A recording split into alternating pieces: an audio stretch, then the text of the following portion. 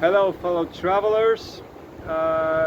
This is a video I was planning on recording for quite a while, since I recorded this other video about visas and how it really works, how the system works here in Sri Lanka.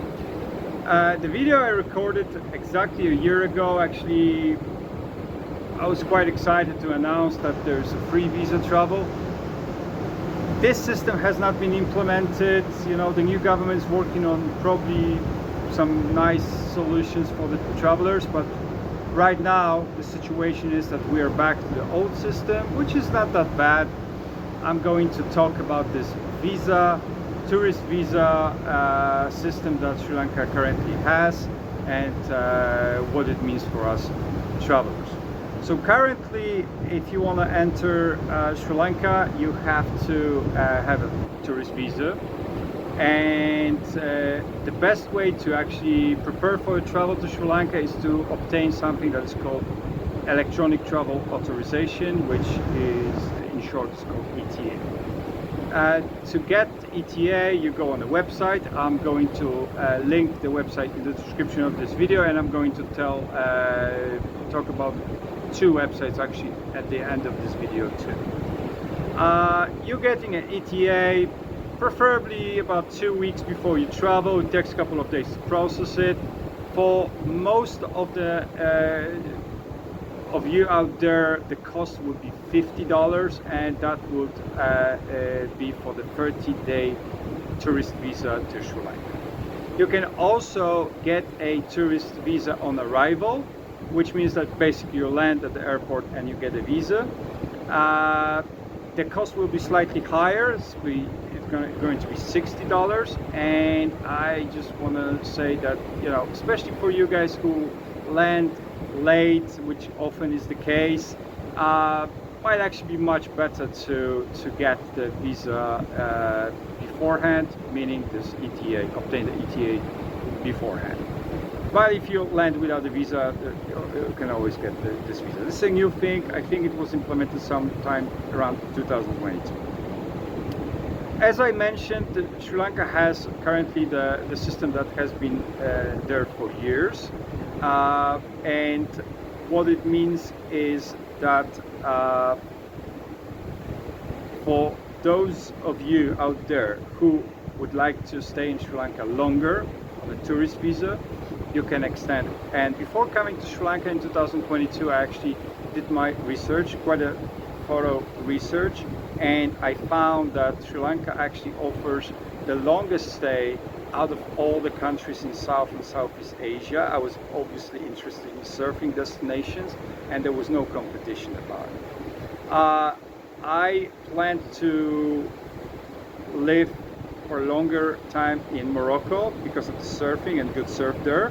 There was no question. The visa situation is much better, and the system is much more comfortable in Sri Lanka than in Morocco or any other country that I checked, including Indonesia. So for those of you out there who would like to stay in Sri Lanka longer, I'll talk about the visa extensions and how to get them. So basically, when I flew to Sri Lanka for the first time in 2022, you could only extend your visa by going to the physical location in Colombo. It's an immigration department in Bataramula, part of Colombo. For me, it wasn't such a big problem. I lived in Hikaruva or other parts of the south. You know, the communication is quite good. You just jump on the train in the morning or take something that's called a highway bus, which will take you to Colombo in 2.5 hours. Not bad.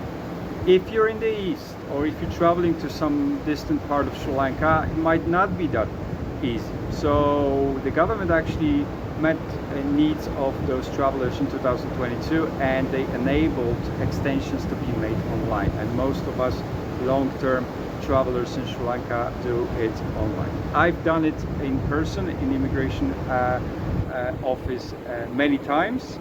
You can still do it. I advise you come to the office early in the morning, 9-10 o'clock preferably, so the process will go smooth and without any hassle. You should be done by 2 p.m. and you can go back to whatever part of Sri Lanka you live. Online, Same as with the ETA, at the end of this video and in the description of this video, I'll mention the actual website and websites, also the website with the information on. So you have your 30-day visa, tourist visa to Sri Lanka. You want to stay here longer, you go on the website or go to the immigration office in Colombo, and you can extend this visa for another 60 days for the cost of $100. This will be slightly different for a couple of countries which Sri Lanka government doesn't take any fees for the extension. I think if you're one of those countries, you'll find it quickly, or the system will automatically give you $0 fee. I think it's Czech Republic and the United States at some point. This probably changes from year to year, so obviously you'll find out about it if you're interested in that. So your first visa extension is for 60 days. You should do it probably 2 weeks before your visa expires. It will be preferable, maybe a week before is still all right. Yeah, unless you do it in person. You can come 1 day prior to your visa extension, which I did many times before. This is not all the extensions you can get, because you can extend visa one more time for the total duration of your stay for 6 months, and that one more time you can do online. This time the cost will be $150, which can bring up the conclusion that effectively visa for Sri Lanka, tourist visa for Sri Lanka, is the cost of this visa is around $50 US per month. Since 2022, which is a very welcome change, the government allows another extension. This time actually this visa extension cannot be done online. You have to go to the physical location in Bataramula part of Colombo, and again the building's called Department of Immigration and Emigration. This extension is also for 3 months, and last time I checked it was the cost of $200. So effectively you can stay in Sri Lanka for 9 months, which is very good for a lot of us fellow long-term travelers to Sri Lanka for whatever reason. If you're here for religious reasons or cultural reasons of surfing, you might want to stay here longer. Obviously it allows you to get to know the country much better, and the government and the current immigration and visa system allows that. So the total stay in Sri Lanka allowed at the moment is 9 months. If you want to extend your stay even further, most of us do travel out of the country. The closest location is Maldives, about a 1 hour flight. Some airports in South India, 1 hour flight. Thailand, 2.5 hours.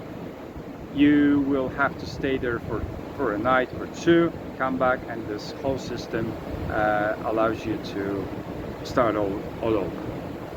I hope this helps most of you who are interested in coming to Sri Lanka, especially for long term. The system might have some adjustments soon. There's talk about a couple of countries, actually the list of 40 countries that will be visa free for the first 30 days. That includes most of European countries, Japan, Australia, US. But at the moment, as per today, and today is September 20th, 2025, the system looks like that.